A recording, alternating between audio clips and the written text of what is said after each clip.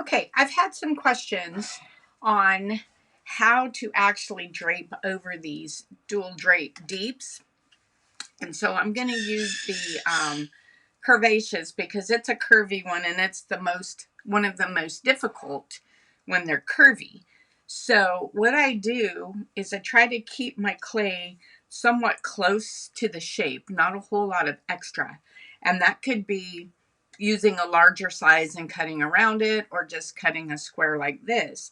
I also then like to take a sponge and make sure my outside edges are well, I don't want to say wet, but well moistened to help with cracking. So I'm going to run around that. And then what I'm going to do is I'm actually going to lift this up very carefully, trying not to bend much, and put this on here. And then I'm going to set this across the top. And before I set it all the way down, I want to see that I get it where it's going to go down on all four sides. I think I may have made this slab just a little short, but it'll work. And try not to drag your texture. There we go. That's pretty even on all four sides. It'll go down at least.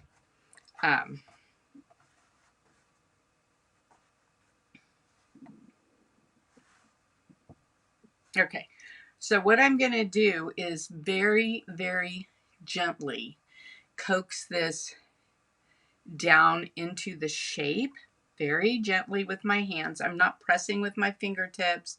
I'm just really kind of using the whole palm of my hands to kind of press this into place.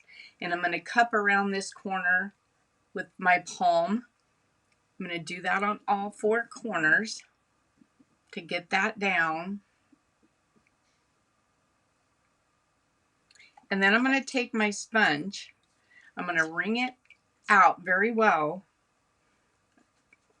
And then I'm going to go around this and get it just dampened enough that it's movable, that you can manipulate it. And see how I'm going down and around this? Now, I've been using these for quite a while and testing them. And I will tell you, it took me quite a while to really get a good feel for the excuse me, the best way to use these. And I'm taking my red rib and I'm going down these because the red rib is the most bendable. And I do like to really accent that curve, but we'll do that more in a minute. So what I'm trying to do is actually kind of bend this into the form. And then I'm going to come around and wipe off these little crumbs that I made with my sponge. And notice I did not re-wet my sponge. I'm just using it damp because I'm just wanting to pull these little crumbs off. And you see how much of the shape I already have. Now here I'm going to go to the rounded side and I'm going to kind of really get my shape. If your clay is too long to actually get in and under there, what I do sometimes is I'm going to take and flip this and put something underneath it, a little form or something underneath it, so that I can now that I've got it kind of tucked in, I can get a better feel and I can hang off the edge, the forms under there. Now I'm going to come around and really hone in that shape. I mean, this is that curvy shape. We want this curve to show.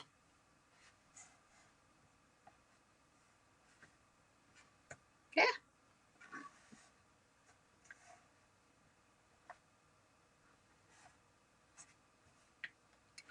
And I'm going around these corners, bringing these corners down with the curve of my rib. See how I'm bending my rib over these corners.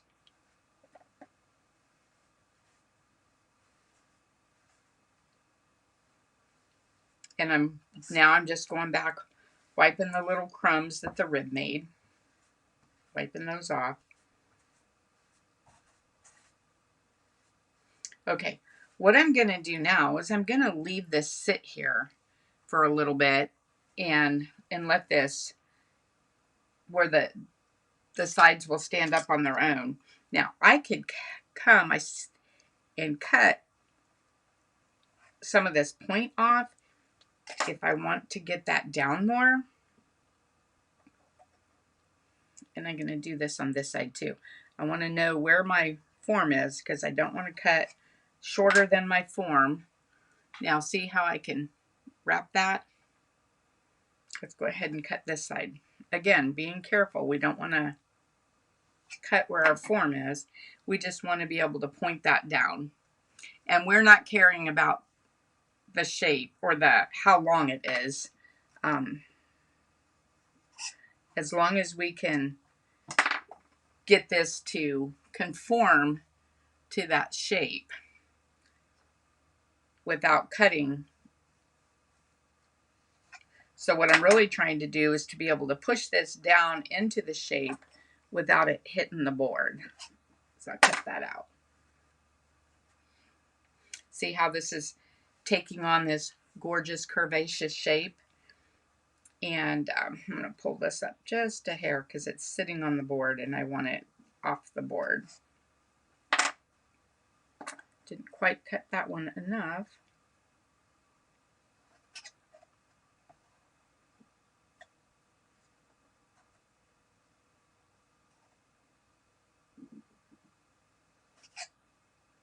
There we go. Okay, and so again, see how well this is sitting? Now, if you wanted to put a foot, now's the perfect time to put a foot. I didn't bring any extra clay in here with me to put a foot. So instead of putting a foot, I'm going to take my yellow rib, because these make gorgeous little dishes without a foot even. So I'm going to just come across the top here. And again, I have texture on this, so I don't want to press it hard. I just want to make sure it's flat across the top of here so that it'll sit nice and flat. Now again, I'm going to go back and wipe where I made any crumbs.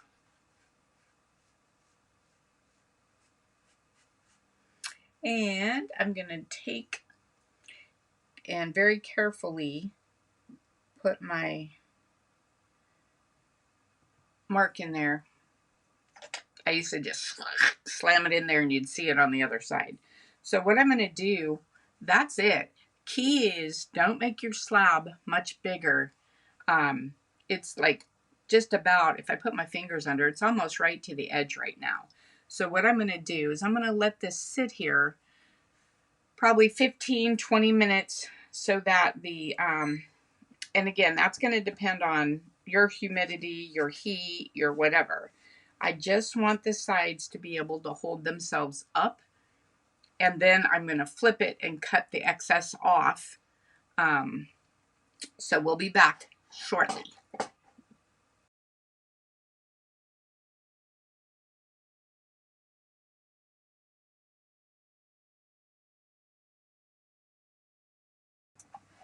Okay, this has set just enough to hold itself up, but not be leather hard. I'm going to reach under here and flip this over. Remember, I had this under here where I could reach it. So see how I have this excess up here?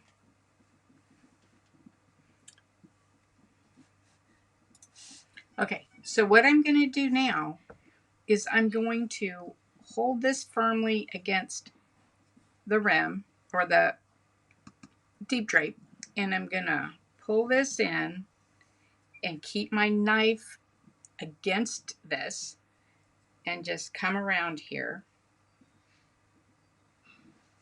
holding it up so that it's all level. Cut that piece off so you can see what I'm doing here.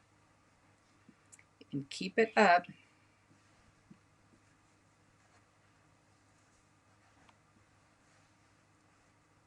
Scoop this up where you can see. And I press this in around the edge. And I got a little low on one spot, but that's okay. It's good because you'll see what I do to take care of that. Okay, so see how I came around here and how that looks? Now there's a little low spot right here, and we're not going to worry about that because I'm going to show you how to fix it. Now what I really need to do is let this set a little bit more so it holds its shape. And then I'm going to come back with my Sureform and hit that. But if I pull this out right now, you can see, look at that. There's your dish. I gotta see where I got that out of, right there. I'm gonna let this sit in here just a little bit longer and set up so that I can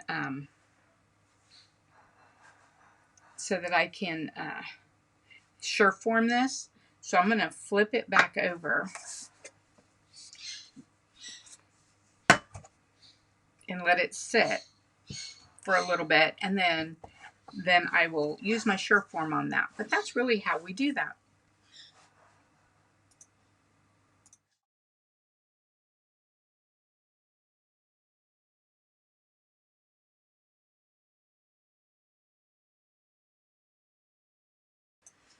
Okay, now I am going to finish this up. I'm going to flip this over, take my little thing out, flip it over. I don't want it to set too much because I don't want it to stick to the form. I'm pressing this in and shaping it to the form.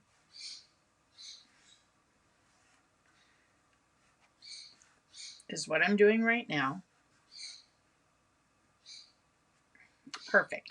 And now I'm going to pull this out. And if you time it right, it's going to come perfect out. And this is the 2 deep.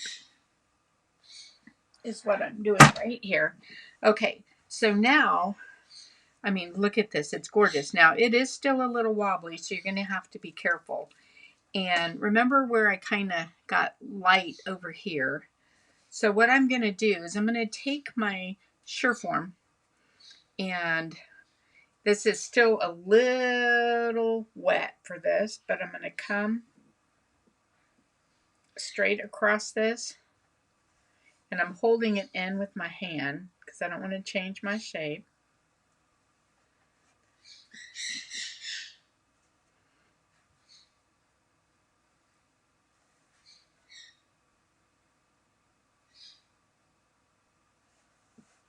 This is just leveling it out. Just be careful. Okay. Now, with that, take my sponge, and I'm going to get these crumbs off the top to start with.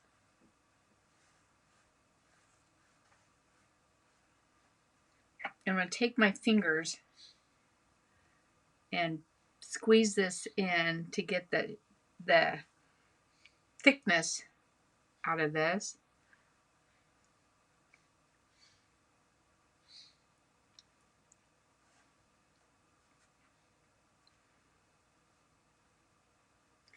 So I'm just pinching my fingers in and getting this to the shape that I want of the rim.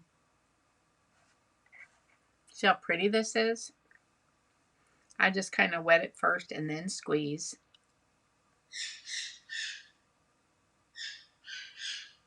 And then I'll come back with my sponge and get the rest of those Sureform marks out of there. Right now, I'm just squeezing to get this rim pretty even. And now I'm going to come back with my sponge because I want to get all of those Sureform marks off of there. And I'll sometimes take the crook of my thumb and go around and get this as well. That takes a lot of those marks out. That'll get a lot of these marks out of here. And I also will take my little red rib and bend it and kind of come around, and that'll take the rest of any marks out of here. See how smooth that makes it? And then one last time, squeezing with the sponge to give that the perfect finish. Little marks right there. A perfect finish. Now, I personally like these swoops to be more swoopy. Yes, more swoopy. So, what I'm going to do is I'm going to take my sponge and I'm going to just kind of swoop in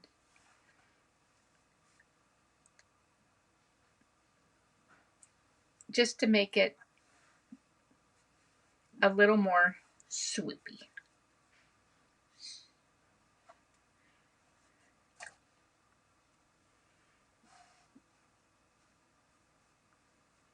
How's that for swoopy?